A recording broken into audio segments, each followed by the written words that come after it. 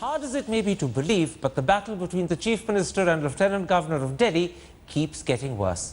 Now the two men are locked in a dispute over who controls the capital's Anti-Corruption Bureau, and this is one fight which has the potential to get a lot worse before it's resolved. So tonight we examine the stand the two men have taken and ask, where is this conflict heading? My guests are former Delhi Chief Secretary Shailaja Chandra, former Additional Solicitor General Bishwajit Bhattacharya, the founding editor of TheWire.in Siddharth Vardarajan, BJP spokesperson Sanjay Kaul, and Aam Aadmi Party spokesperson Raghav Chadha. Mr. Chandra, let's start with the Delhi government's decision to ask the Bihar government to depute 5 Bihar police personnel to the Anti-Corruption Bureau. Now, the Lieutenant Governor says the Delhi government simply doesn't have the power to do this. It cannot happen without his approval. As a former Chief Secretary, is the Lieutenant Governor right? He is right. They cannot import a police officer or anyone from any other, you might say, territory into the state. But being a police matter, it becomes even more difficult to do that, because not even the Lieutenant Governor, only Ministry of Home Affairs can agree to an interstate transfer, because police powers are different. You come as a civilian. If they're importing them as a civilian officer, that's another ball game. But anti-corruption only deals with police matters which are criminal in nature, which go to a court. So therefore, on 2 counts, it's wrong. You bring police officers, you bring them to work as police officers, you cannot do that. If you've brought them to do civilian work, however, in that case, why bring them to the Anti-Corruption Bureau, which is supposed to do anti-corruption work? Sanjay Kaul, the whole thing hinges upon how do you define the Anti-Corruption Bureau. Now, according to PTI, a senior but unnamed Home Ministry official said that the Criminal Procedure Code determines that the Anti-Corruption Bureau is a police station and the police in Delhi come under the LG. The question I want to ask is this: how confident are you that the Anti-Corruption Bureau is a police station? Because the whole argument that the ACB comes under the Lieutenant Governor hinges upon this one key point. Well, in a manner of speaking, it would probably be appropriate, because at the end of the day, a bureau is essentially a desk and it's a departmental division. So it's not as if a new ministry has been created. And so it's really a division of work, or slightly more specific in nature, or which needs to be pursued separately. So having said that, I think the second part of what your question was needs to be addressed from the point of view that that at the end of the day, all such matters have to be dealt with in a spirit of confidence in each other. If you try to attempt to basically show somebody down or try and irritate the process, you will fall into these traps very frequently, and I think we have seen a lot of that happening. Okay. So if your intent is to improve the situation, you work with what you have. But if your intent is to cause disruption, then of course it's quite a different thing. Yeah, the problem is we don't know what people's intents are. We don't have the capacity to find out other than to accept at face value. So let's come away from intent and let's come back to actually establishing what the legal position is. Now, you're a former Additional Solicitor General, Mr. Bhattacharya.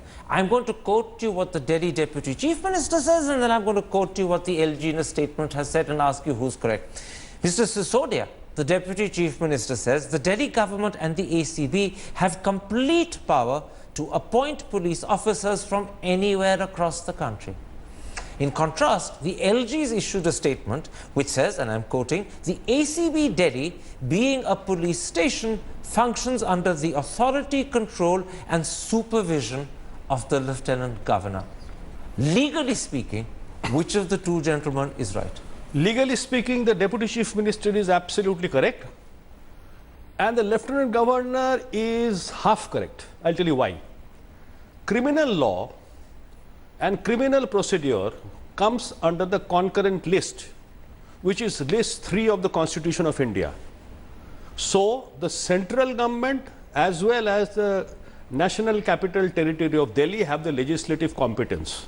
So if you have the legislative competence in criminal law which comes under the concurrent list, surely there is no bar, there is no constitutional bar in basically importing any police officer.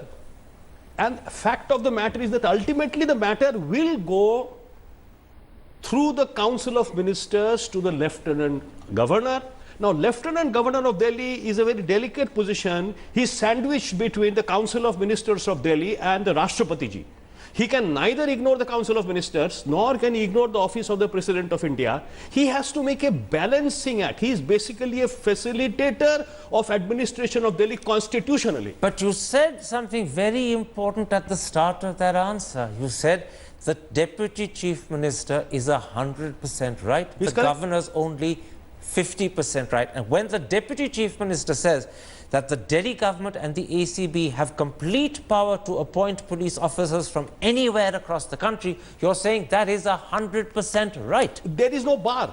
There is no bar. There is no bar. Absolutely. So if there is no bar, they have the right to do it. They have the right to do it, but ultimately, why I said the Lieutenant Governor is half correct, ultimately the matter will have to go to the LG, and if LG differs with the Council of Ministers on any matter, then he has to refer it to the Quite right. Rashtrapati. You're talking about 2399 clause 4 and the proviso attached to it. Absolutely. But in the first instance, Raghav Chadha, what you've heard from Mr. Bhattacharya is that Manish Sisodia is absolutely right in claiming that the Delhi government and the ACB have complete power to appoint police officers from anywhere across the country. Now, this is, of course, an interpretation of the Constitution, and you know and I know that the LG and the Home Ministry are challenging it. They have a different interpretation. So while we're still at the level of interpretations, and while the Delhi High Court is actually at this moment hearing a case to give its final verdict, the question I want to ask is this: was it right on your part to act on an interpretation which at the end of the day might turn out to be wrong if the Delhi High Court so deems, and precipitate matters? Why did you not wait till the Delhi High Court gave you a final answer? Why precipitate matters by acting on an interpretation that may turn out to be wrong? So my answer is twofold, Mr. Thapar. Number one, the High Court judgment of 25th of May by Justice Vipin Sanghi, the Indian Constitution read with the NCT Act of 1991 and the Transaction of Business Rules of 1993 make it amply clear that the anti-corruption branch is under the elected government of Delhi, and the complete authority, executive or otherwise, of the anti-corruption branch is enjoyed completely by the Chief Minister and the Council of Ministers, and the matter was settled in the High Court. Now we have gone in the High Court to quash the notification of the MHA which was issued on the 25th of May, and the central government has gone to the Supreme Court moving against a judgment of the High Court for a bail plea of a constable who was caught red-handed accepting bribe. That's one. Number two, as far as the anti-corruption branch of the Delhi government is concerned, let me disclose this on your channel. More than 70% vacancies are there in that department. This department was never strengthened by any previous government in Delhi, and since the mandate that the Aam Aadmi Party got was a mandate to eradicate corruption, we need to strengthen such mechanisms. We need to bring in officers, and it is an extremely healthy practice. It is not for the first time that is happening. Mr. Chadha, I'll take up in some detail the unfilled vacancies. That's a very important part of this discussion. But the question I asked is the one you haven't. No, but just a moment. The question I asked you haven't answered. The question was a simple one. You're acting on an interpretation during a process that could end with the High Court declaring your interpretation wrong. And the question I asked was, why precipitate matters by acting on an interpretation when you can wait till the High Court gives you an answer? Answer that for me. Sir, as far as the judgment of the High Court dated 25th May 2015 of Justice Vipin Sanghi is concerned, which I hold it in my hand, para 61, 62, 63, 64, 67, 68, make it amply clear, and he said that a number of times, that the anti-corruption branch and the authority over the anti-corruption branch is completely of the elected government of Delhi and is not of the LG. He goes on to say that the LG must not exceed his brief, and he must not act, he must not act in a unilateral unconstitutional manner. Okay. That judgment is in our favor, and as of date, that judgment has neither been stayed nor been quashed. Therefore, as far as the constitutional scheme of things is concerned and the interpretation by the Honorable High Court is concerned, we are on the right side of the law, and we will continue to be on the right side of the law. It is a democratically elected government, and we must be allowed to function. The office of the LG must not be used as a political office to impinge upon the rights of a democratically Short elected answers government. are always more appreciated than long ones. Let's bring other people in. Let's make this a discussion. Siddharth Varadarajan, you've heard a very cogent argument from Raghav Chadha that the Delhi High Court judgment of the 25th entirely supports their view. It hasn't been stayed, leave aside, struck down. It may be under question, that's another matter, but it hasn't been stayed. Can you hear me, Siddharth Varadarajan? No, he can't hear me. Oh dear, that's a shame. I'll come back to you as soon as we've connected that line. Let me put that to you. Do you think that, in fact, they have right on their side, given that that judgment is entirely in their favor, it hasn't been stayed, leave aside, struck down, therefore they have every right to act according to it? Karan, absolutely correct. In fact, I would share my views. What Raghav Chadha stated is also absolutely correct. I'll tell you why. As on date, Delhi High Court judgment of 25th of May stands. It is in a different context when a cop was caught red-handed taking bribes. And in that context, whether or not a bail application is maintainable or not. So therefore, this matter is now being considered afresh in the light of the notification issued by the National Capital Territory of Delhi, rather Home Ministry. So therefore, the matter is being independently tested now in view of the notification. But as on date, Raghav is absolutely correct. That's the main point. Now, let me put this to you, Mrs. Chandra. According to newspapers, and I have to emphasize this is only according to newspapers, the Delhi government hasn't, as far as I know, confirmed it, but they do propose to seek police officers from West Bengal, from Uttar Pradesh, from Uttarakhand.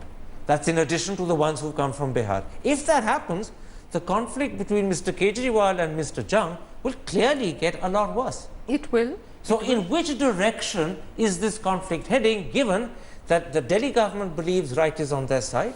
Mr. Bhattacharya, an independent former Additional Solicitor General, agrees. The Home Ministry disagrees. The Delhi government is determined to bring in more officials from other states. So in which direction is this conflict heading?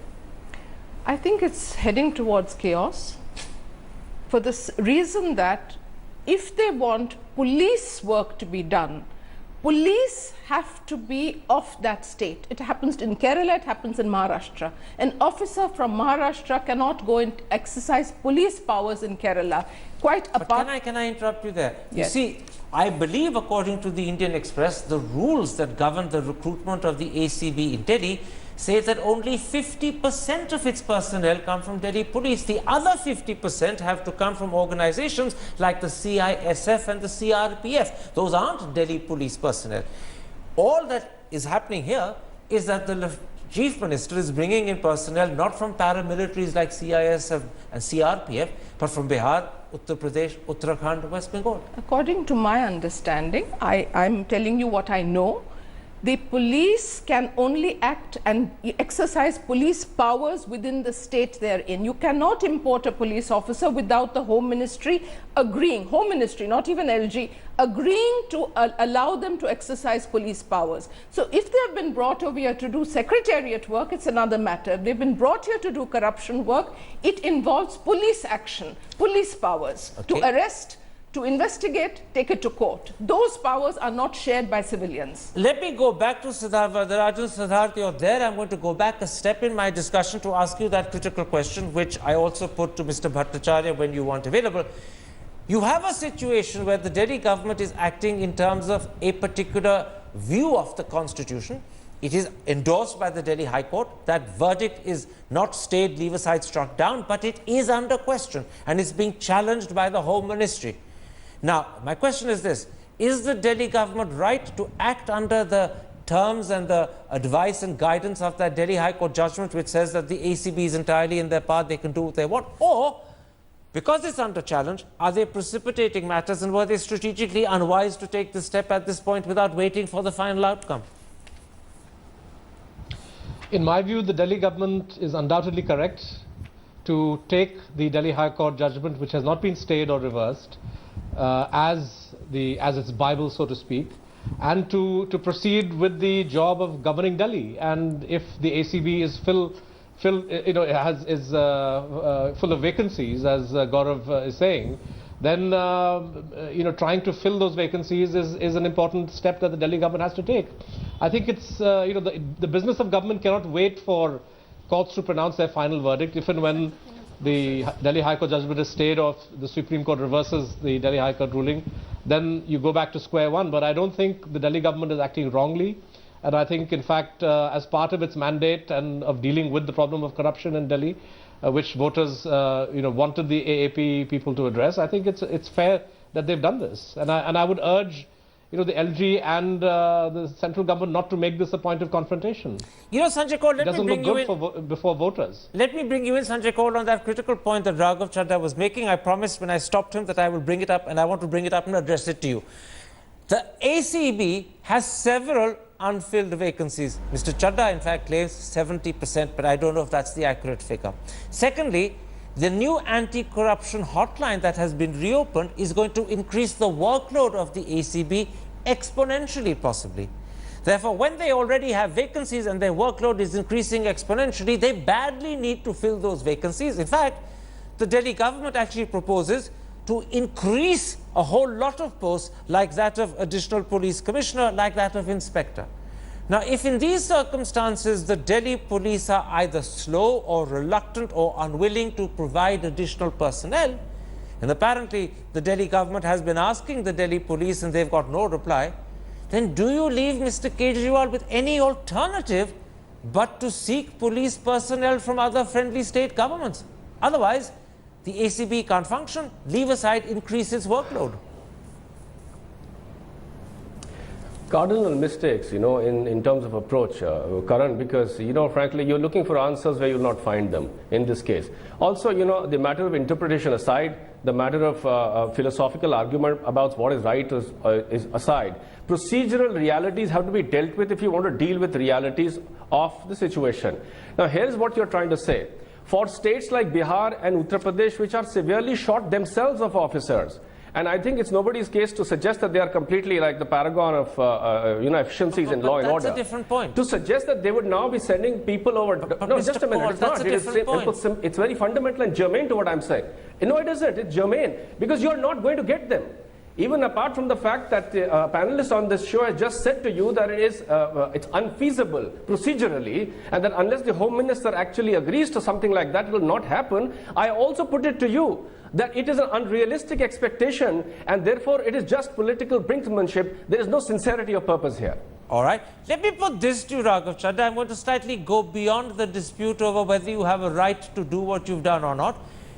What is undeniable is you've done it and you intend to do more of it. If the newspapers are to be believed, you intend to get police officers from at least 3 other states. And that's going to put you into further conflict with the Home Ministry in Delhi. Both of you are ratcheting up the conflict, but the Home Ministry believes you're doing it primarily. How far are you prepared to go? Because you're getting to a situation where you seem to be creating grounds for your own dismissal if Mr. Rajnath Singh and Mr. Modi are of a mind to do so. You're providing them the opportunity. Does that not worry you? So two things, Mr. Thapar. Number one, procedurally speaking, this as per law or as per convention, never does the LG get consulted for appointments of such officers. These are not senior officers, these are not principal secretaries, these are junior level officers, because there is vacancy in the anti-corruption branch and we need to strengthen it. That's just one. a moment. Number two, Mrs. Chandra disagrees with you on that point. Go ahead. Just a minute. Let me complete. I'm speaking from the knowledge and experience of a person who has handled it from 1968. People from CRPF. I don't know what kind of experience you're making all this up from. You're misleading the public also. This is very wrong. Mr. Chadha, it's an important point she's making, which is why I let her interrupt you. She's speaking from her experience as Chief Secretary, and she's categorically not just I was Home Secretary in Delhi also. No, ma'am, let me complete. I don't know what happened during your tenure, but I am with all authority and with all responsibility stating on this channel that people, whenever you handle the police, how can you make up these things and tell the general public all these things? This is wrong. I never interrupted when you were speaking. It's not a question. I was given the authority to do it. Mr. Karan Thapar asked me to. Okay, go ahead. Don't No, ask there me are if other it is- panelists on this debate. We Go have ahead, a Mr. former Chadha. additional Don't Solicitor make General up sitting right nonsense. next to you, All right. who has very emphatically stated that the Aam Aadmi Party government is absolutely on the right side of law. So please, let's not I am extrapolate talking this about and jump to experience conclusion from and pass such sweeping 1968, statements. Mr. Chadha. I think both of you have made your point. You've registered that you believe many is a wrong. Let him times now people continue. from other Go ahead. state governments, other state services, and including the police services of various state governments have been invited on deputation and have served in the Delhi government. There is People a from process for Indo-Tibetan that. border You have not forces, followed it. CRPF, Army have also served in Delhi government. Please check your records. That's one. Number I two, don't need regarding to your check question records, Mr. Chadha. with I respect know to the dismissal of records. government. Please let me speak, ma'am. Please let me speak. Don't make now, up regarding things. the question, Don't ask Mr. me to Thapar, check up regarding the question records. I'm regarding not the going to dismissal do of it. government, please understand the people of Delhi have given us a thumping mandate. We won 95% mean of the you schemes. ignore We are processes. functioning as. Mr. Thapar, can I please speak? Go ahead, Mr. Chadha. I'm hearing you. This needs to stop. As far as Mr. the mandate given to us is concerned, in which we won 95% of the seats, as far as our operations are concerned, it is well within the constitutional scheme of things as per the NCT Act, Transaction of Business Rules, and the interpretation of the High Court and the Supreme Court. Therefore, this question regarding grounds for dismissal, to my mind, is an absurd one. The BJP would definitely want to build this narrative, and I would not fall into the trap of discussing, grounds for dismissal, etc. We are functioning and we will continue to function as per the law of the land. And we will continue to function responsibly and deliver on all our promises. Siddharth Varadarajan, as an independent journalist, although I know in this instance your views support what the Delhi government is doing, not what the LG is doing, do you believe that this affair is being handled properly by both sides? Do you think that both sides need to pull back and be a bit more mature rather than publicly confront each other in the media seemingly every day? Oh, without doubt. I think the CM of Delhi, the LG, the Prime Minister and the Home Minister all need to take a deep breath, step back from the precipice, because if they don't do that, my fear is that one issue or the other, this confrontation is going to get much more ugly. And I suppose, given the special status of Delhi, there are any number of issues on which Mr. Kejriwal and Mr. Jung are going to clash. The matter is now before the court. I think there should be some kind of a gentleman's agreement that both sides will get on with business with the least amount of friction until such time that the court, which could be asked to expedite matters, pronounces its final verdict. Okay. In the interim, whatever is essential, I think the Delhi government should have the freedom to do that. But I think Mr. Jung and the central government need to respect the fact that Mr. Kejriwal is an elected CM. Okay. So he may have his prerogatives may be limited by Delhi's unique status, but he is an elected That's CM. a fair point. And the people of Delhi have certain expectations. I'm going to stop with that. I'm going to ask you, Mr. Bhattacharya, literally for a one-sentence answer. Is there any possibility, given the difficult, awkward situation that's developing, that the Delhi High Court can expedite its judgment on that critical case? Likely, of course, it has to be pressed before the High Court.